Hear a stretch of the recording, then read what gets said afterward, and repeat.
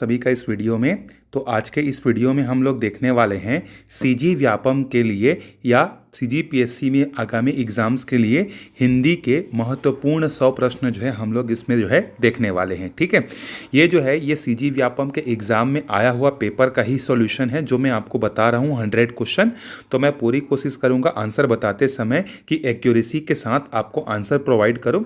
फिर भी अगर आपको किसी आंसर में कोई डाउट रहता है या आपको अगर लगता है कि इसका आंसर ये होना चाहिए तो आप बिल्कुल कमेंट कर सकते हैं। आपका बिल्कुल जो है क्या रहेगा, स्वागत रहेगा। ठीक है, चलिए देखते हैं, शुरू करते हैं। पहला क्वेश्चन है हमारे पास, हिंदी का है तो इसको मैं जूम कर देता हूं ताकि आपको क्लियरली जो है विजिबल हो। ठीक है, देखिए पहला क्वेश्चन है, निम्नलिखित स्वरों में कंठ तालव्य स्वर है। ठीक है, अ, ई, उ या ए। देखिए तो आपको मालूम होगा कि जब हम लोग वर्णमाला पढ़ते हैं तो उसमें कंठ तालव्य पढ़ते हैं, मूर्धन्य पढ़ते हैं, अलग अलग जो है स्वर पढ़ते हैं। तो जो कंठ और तालव्य दोनों से उच्चारित होता है वो कौन सा है? ए और ए। ये दोनों के दोनों क्या हैं? आपके कंठ तालव्य हैं। ठीक है, चलिए आगे बढ़ते हैं अगले क्वेश्चन पर। जब किसी व्यंजन का संयोग उसी व्यंजन के साथ होता है तो उसे क्या कहते हैं? मतलब जब कोई व्यंजन है, उस व्यंजन को जब हम लोग उसी के साथ जोड़कर जो है क्या करते हैं, कुछ बनाते हैं, तो उसको क्या कहते हैं? संयुक्त व्यंजन बोलते हैं, संयुक्त द्वित्व बोलते हैं, अस्पृष्ट बोलते हैं या ईसद बोलते हैं। तो देखिए इसका सही आंसर होगा संयोग द्वित्व जो है इसको कहा जाता है। तो बी इसका सही आंसर हो जाएगा। आगे बढ़ते हैं अगले क्वेश्चन पर। देखिए निम्नलिखित व्यंजनों में अघोष, ऊष्म एवं महाप्राण है। तीनों आपको बताना है, एक एक करके नहीं, अघोष सघोष नहीं बताना है, ऐसा नहीं है। आपको तीनों को एक साथ कौन सा ऐसा वर्ण है या कौन सा ऐसा व्यंजन है जो अघोष भी है, जो ऊष्म भी है और जो महाप्राण भी है, ये आपको बताना है। तो इसका सही आंसर हो जाएगा स।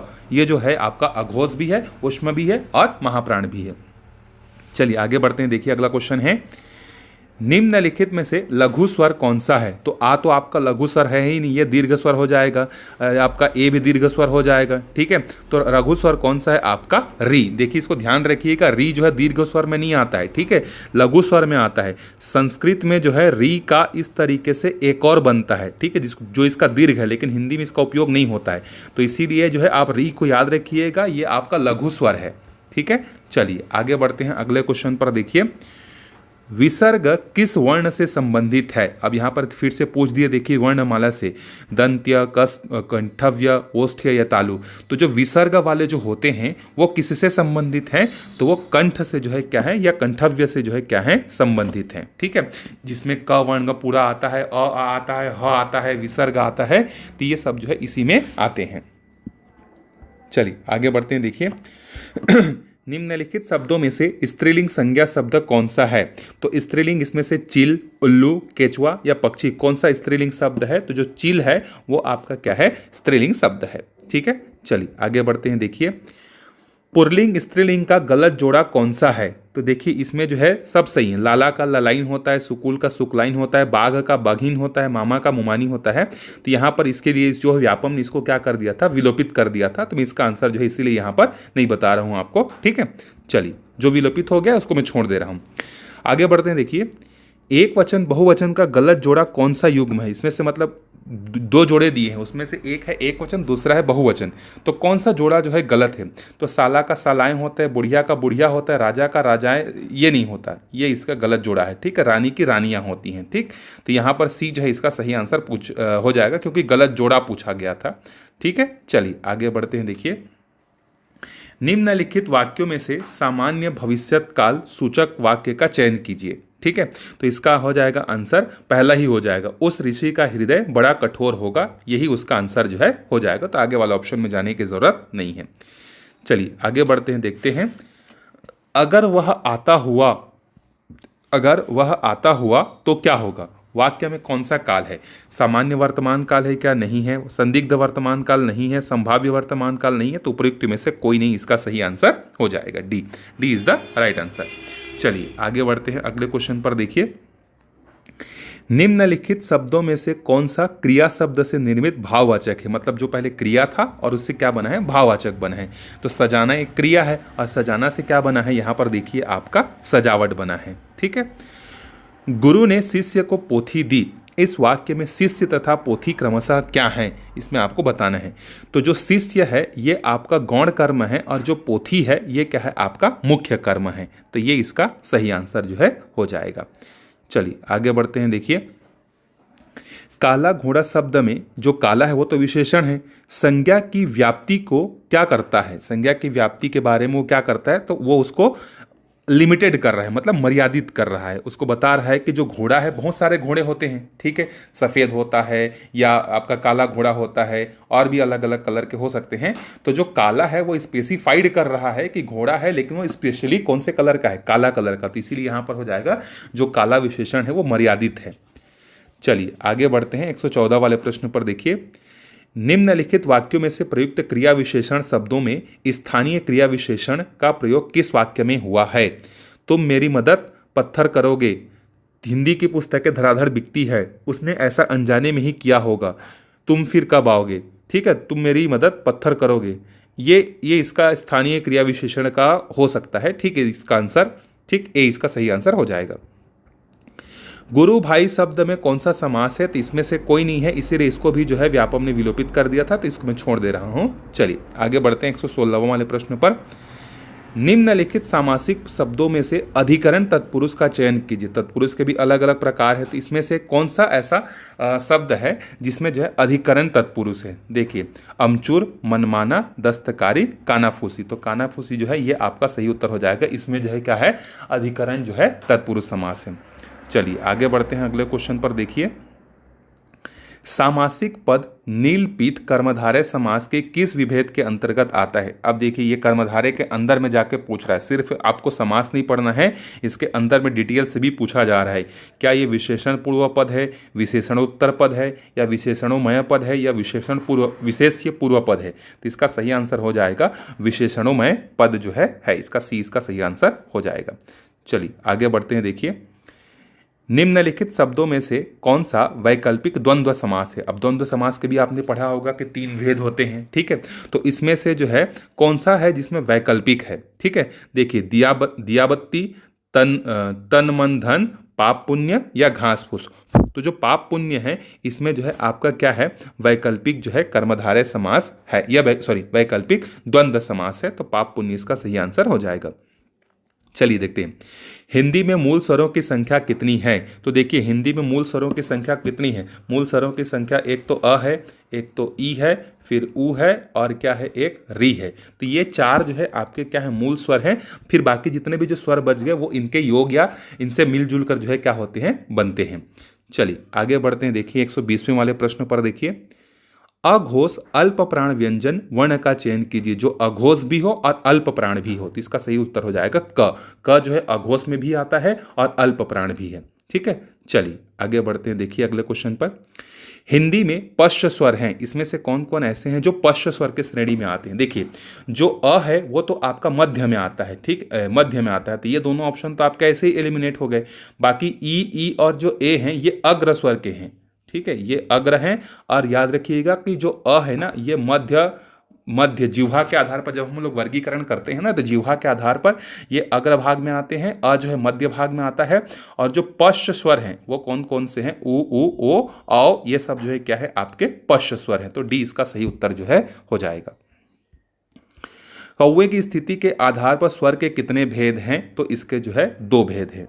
ठीक है, चलिए आगे बढ़ते हैं। देखिए, अवरोधी व्यंजन में क्या होता है, हवा तीव्र गति से बाहर निकलती है, हवा मंद गति से बाहर निकलती है, हवा रुक जाती है, या उपर्युक्त सभी।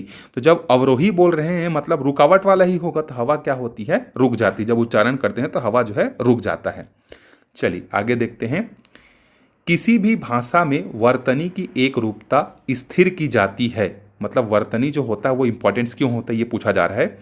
ध्वनियों की सुंदरता के लिए होता है, ध्वनियों को सही ढंग से उच्चारित करने के लिए, ध्वनियों के तीव्र प्रवाह के लिए, ध्वनियों की एकरूपता के लिए। तो किसी भी भाषा में वर्तनी की एकरूपता स्थिर की जाती है क्योंकि ध्वनियों को सही ढंग से उच्चारित करने के लिए। तो बी इसका सही आंसर जो है हो जाएगा। चलिए आगे बढ़ते हैं। देखिए, लिंग किसे कहते हैं, वस्तु को, प्रकृति को, शब्द के अर्थ को, या शब्द की जाति को। तो आपको पता होगा स्त्रीलिंग और पुल्लिंग, तो ये क्या होता है, किसी शब्द की जाति को जो है बताता है, उसको क्या बोलते हैं, लिंग बोलते हैं। हिंदी में वचन कितने होते हैं? तो एक वचन और बहुवचन दो ही होते हैं, तो इसका सही उत्तर क्या हो जाएगा? बी जो है इसका सही आंसर हो जाएगा। चलिए, सीता पढ़ रही होगी, इस वाक्य में वर्तमान काल का कौन सा उपभेद है? तो देखिए यहाँ पर जो है सीता पढ़ रही होगी, ये कोई गारंटी नहीं है, पढ़ भी रही होगी नहीं भी पढ़ रही होगी, तो ये संदिग्ध के अंतर्गत आएगा। इसका आंसर हो जाएगा संदिग्ध वर्तमान काल। ठीक है। चलिए, विद्यार्थी कक्षा से निकले हैं, यह भूतकाल के किस रूप का उदाहरण है? तो आंसर ये तो आसन्न भूत का ही क्या है? उदाहरण है। तो ए ही इसका सही आंसर हो जाएगा। संज्ञा के रूप में परिवर्तन होता है, संज्ञा में किस किस के कारण परिवर्तन होता है? तो देखिए, संज्ञा में एक तो परिवर्तन होता है किसके कारण से? लिंग के कारण से, फिर वचन के कारण से, और तीसरा है कारक के कारण से। तो देखिए, लिंग, वचन और कारक कहाँ है? तो लिंग संधि नहीं है, ये नहीं है, ये नहीं है, लिंग वचन। अच्छा, कारक का ही दूसरा नाम याद रखिएगा, परसर्ग भी होता है ना, ये पूछा जाता है कई बार। परसर्ग क्या है? तो जो कारक पढ़ते हैं ना, कर्ता, कर्म, करण, ये सब जो है क्या है? कारक जो है, या इसी को परसर्ग भी कहा जाता है। तो संज्ञा में परिवर्तन होता है, लिंग के कारण होता है, वचन के कारण होता है, और परसर्ग के कारण भी जो है होता है। चलिए आगे बढ़ते हैं। देखिए, निजवाचक सर्वनाम का प्रयोग निम्नलिखित में से किस वाक्य में हुआ है? आप मेरे सिर आंखों पर हैं, आप भला तो जग भला, आज अपनापन कहाँ है, उपर्युक्त सभी। तो निजवाचक सर्वनाम का उपयोग हुआ है आपका कहाँ पर? आप भला तो जग भला। ठीक। निम्नलिखित में से कौन सा वाक्य विशेषण रहित है? कौन सा ऐसा है जिसमें विशेषण नहीं है? तो इसमें भी जो है एक से ज्यादा आंसर हो सकते थे, इसीलिए व्यापम ने इसको भी जो है विलोपित जो है कर दिया। तो इसका आंसर जो है मैं स्किप कर रहा हूं। चलिए देखते हैं। अगला है, व्युत्पत्ति की दृष्टि से धातु कितने प्रकार की होती है? तो दो प्रकार की होती है। ठीक। समास का अर्थ क्या होता है? समास का अर्थ होता है संक्षेप करना। ठीक। जबकि समास विग्रह का मतलब होता है विस्तार करना। ठीक। हिंदी में समास का अनुशीलन निम्नलिखित में से किसके आधार पर हुआ है? तो आप लोगों ने हिंदी भाषा का जो है इतिहास पढ़ा होगा कि किस तरीके से आता है। तो ये किससे हुआ है? आपका संस्कृत से हुआ है। पहले लौकिक संस्कृत, फिर वैदिक संस्कृत, फिर पाली, फिर प्राकृत, फिर अपभ्रंश, फिर अवहट, फिर उसके बाद जो है हिंदी, अवधी, बघेली, ये सब आपने पढ़ा होगा।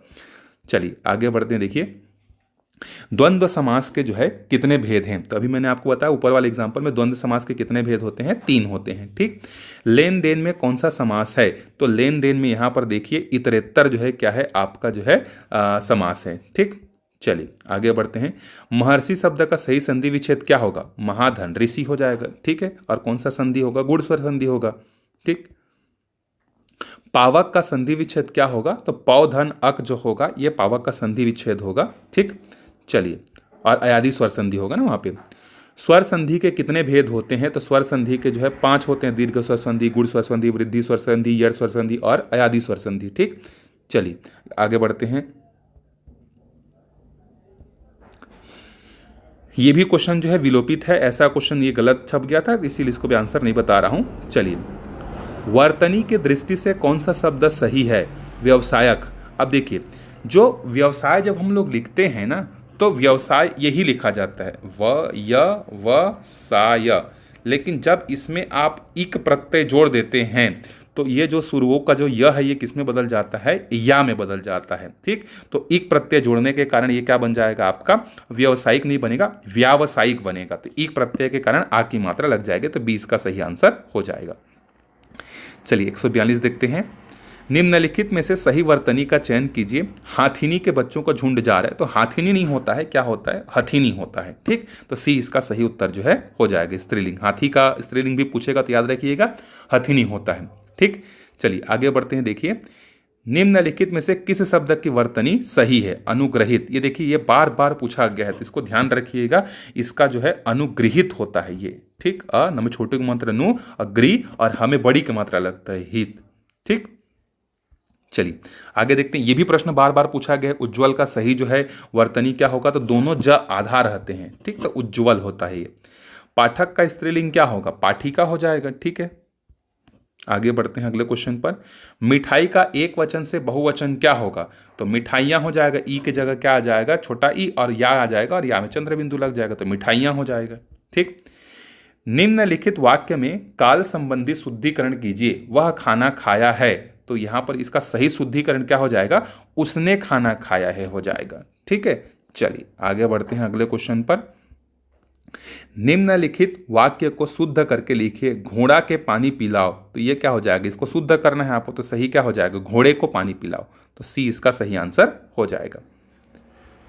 भारत शब्द संज्ञा के निम्नलिखित में से किस प्रकार को बतलाता है। जो भारत है क्या वो भाववाचक संज्ञा है, या समूहवाचक संज्ञा है, या जातिवाचक संज्ञा है, या व्यक्तिवाचक संज्ञा है। तो भारत एक स्पेसिफिक है, ठीक है, एक स्पेसिफिक नाम को बता रहा है, इसीलिए यहां पर क्या हो जाएगा आपका व्यक्तिवाचक जो है हो जाएगा। आगे बढ़ते हैं, देखिए निम्नलिखित वाक्य में सर्वनाम का सही प्रयोग कीजिए। सोचता हूं कि हम इस दुनिया में रहने योग्य नहीं हैं, तो हम के जगह क्या हो जाएगा, देखिए इसको सही करके आपको लिखना है। सोचता हूं कि हम के जगह क्या आ जाएगा, मैं आ जाएगा, तो सोचता हूं कि मैं इस दुनिया में रहने के योग्य नहीं हूं, तो बी इसका सही आंसर हो जाएगा। आगे बढ़ते हैं, देखिए निम्नलिखित में से कौन सा शब्द विशेषण है। आपको बताना है कि इसमें से कौन सा शब्द जो है वो विशेषण है। विशेषण क्या होता है, जो संज्ञा की विशेषता बताता है, तो यहाँ पर क्या हो जाएगा, संज्ञा और सर्वनाम की विशेषता बताता है, तो सुंदर जो है क्या हो जाएगा आपका यहाँ पर विशेषण जो है हो जाएगा। ठीक है, आगे बढ़ते हैं। निम्नलिखित में से हथियाना क्रिया का प्रकार चुनिए, तो हथियाना जो है ये आपका क्या है, नाम धातु रूप हो जाएगा। चारपाई में कौन सा समास है, तत्पुरुष समास, बहुब्रीहि समास, द्विगु समास, या अव्ययीभाव समास। तो चार पाइयों का समाहार, तो यहां पर क्या हो जाएगा आपका द्विगु समास जो है हो जाएगा। घुड़दौड़ शब्द किस तत्पुरुष समास का उदाहरण है, तो यह है आपका संबंध। ठीक है, चलिए आगे बढ़ते हैं। निम्नलिखित में से बहुब्रीहि समास को पहचानिए। कौन सा ऐसा जिसमें बहुब्रीहि समास है, तो इसमें भी एक से ज्यादा है, दीनानाथ, चंद्रशेखर, नीलकमल, तो इसीलिए इसको भी जो है इस व्यापम ने स्किप कर दिया था। ठीक है, चलिए नील गाय शब्द का समास विग्रह क्या होगा, नीली है जो गाय, ये हो जाएगा। ठीक, सूर्योदय में जो है किस प्रकार की संधि है, तो सूर्य धन उदय हो जाएगा, और इसमें कौन सी संधि आएगी, गुण स्वर संधि आ जाएगी। ठीक, स्वागत शब्द में कौन सी संधि का प्रकार है, तो स्वागत का संधि विच्छेद करेंगे तो हो जाएगा सुधन आगत, और सुधन आगत जो है ये बनेगा आपका यड़ स्वर संधि। ठीक है, चलिए आगे बढ़ते हैं। वसुधैव का संधि विच्छेद क्या होगा, तो वसुधा धन एव जो है इसका सही आंसर हो जाएगा ए। ठीक, अधोगति शब्द का संधि विच्छेद क्या होगा, अधः धन गति हो जाएगा, डी इसका सही आंसर जो है हो जाएगा। ठीक है, पूजनीय एक ये अशुद्ध रूप है। ठीक है, तो इसका शुद्ध रूप क्या होगा, ये होगा पूजनीय, जब पूरा रहेगा। ठीक, चलिए 100 रुपये स धन्यवाद प्राप्त हुए, इस वाक्य का शुद्ध रूप है, तो यहां पर देखिए क्या हो जाएगा, प्राप्त हुए 100 रुपये ये गलत है, 100 रुपये प्राप्त हुए धन्यवाद ये आपका सही है। ठीक है, बाकी ये दोनों गलत हैं। ठीक, चलिए आगे बढ़ते हैं अगले क्वेश्चन पे। महादेवी विद्वान महिला थी, तो देखिए महिलाएं जब स्त्रीलिंग आती हैं तो वहां पर विद्वान के जगह कौन सा शब्द यूज होता है, विदुषी होता है, तो यहां पर ये हो जाएगा आपका महादेवी विदुषी महिला थी। ठीक, सही शब्द आपको चुनना है, इसमें से कौन सा सही शब्द है, तो जो धुआं लिखा हुआ है ये आपका सही शब्द है। निरोग कैसे लिखा जाता है, न में बड़ी की मात्रा रहता है, निरोग। ठीक है, नाराज नहीं होता, क्या होता है, ये आपका नाराज होता है। ठीक है, इसीलिए धुआं शब्द जो है यहाँ पर सही लिखा हुआ है।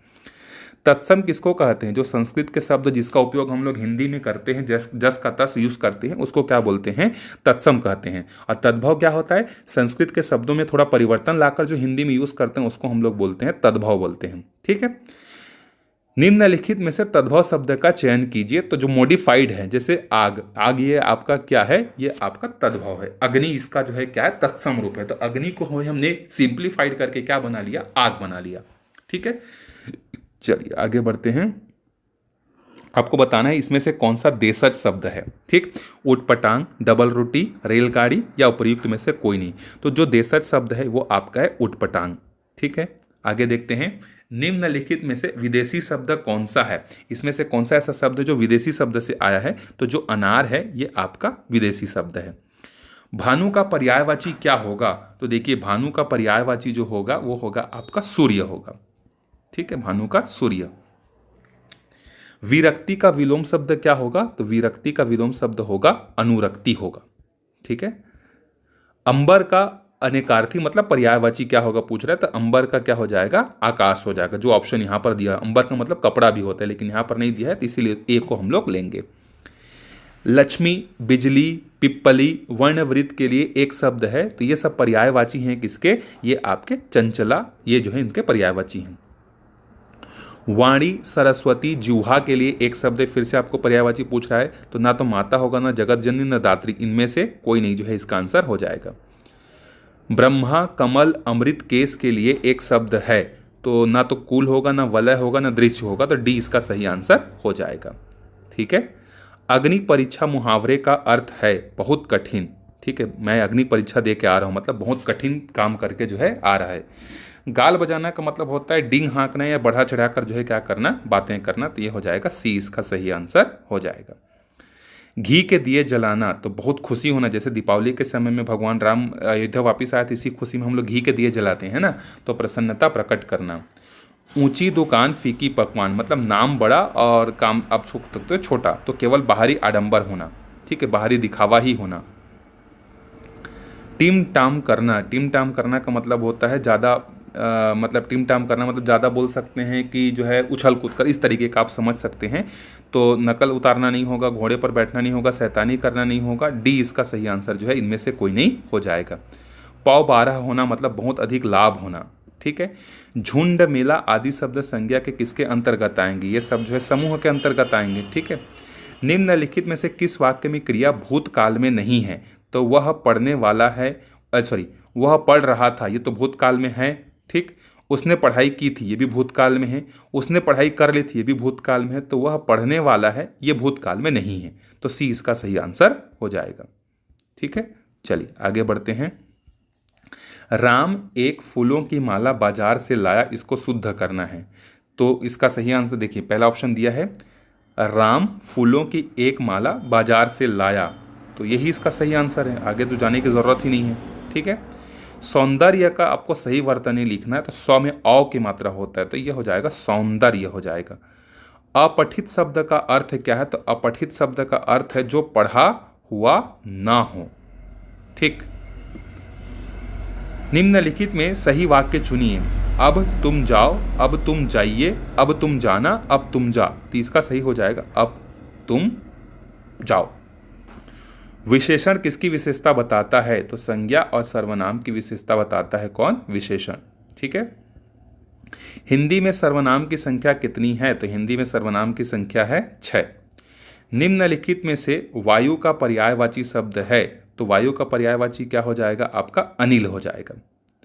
फूल का पर्यायवाची नहीं है, तो जो मुकुल होता है ना, ये फूल का पर्यायवाची नहीं है, बाकी पुष्प, कुसुम, प्रसून जो है ये फूल के पर्यायवाची हैं। निम्नलिखित में से विदेशी शब्द है, सूरज, हाथ, जगमग या औरत, तो जो औरत है ये आपका विदेशी शब्द है।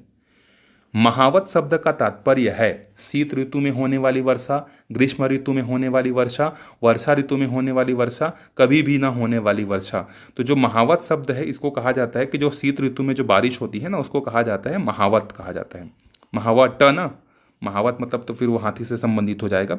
193 वाला क्वेश्चन है, देखिए जातिवाचक संज्ञा है, तो जातिवाचक संज्ञा आपका क्या हो जाएगा, रेगिस्तान। लेकिन अगर यही अगर मान लो ऐसा होता कि थार का रेगिस्तान, तो फिर वो व्यक्तिवाचक हो जाता। ठीक है। चलिए, अंग्रेजों के शासन में भारतीय कभी सुख की सांस न ले सकें, इसके लिए सही वाक्य क्या हो जाएगा, तो इसके लिए हो जाएगा हम अंग्रेजों के अधीन थे, तो मतलब पराधीन सपने हूँ सुख नहीं, पराधीन में जो है कभी भी आप सुखी नहीं रह सकते, दूसरे का अधीन ही रहेंगे।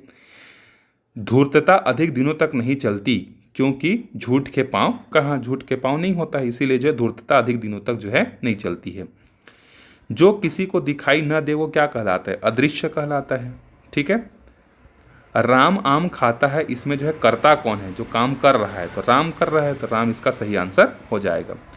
वाक्य क्या होता है, जो पदों का जो समूह होता है उसको क्या बोलते हैं, हम लोग वाक्य बोलते हैं। ठीक है।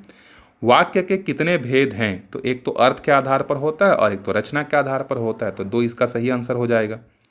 वाक्य की न्यूनतम इकाई होता है पद होता है। ठीक है। तो यहाँ पर हमारे 100 क्वेश्चन कंप्लीट होते हैं। अगर किसी क्वेश्चन में आपको डाउट होगा या आपको लगता है कि इसका आंसर ये होना चाहिए, तो आप बिल्कुल कमेंट करके बता सकते हैं, या कोई सजेशन होगा तो भी आप बता सकते हैं। धन्यवाद।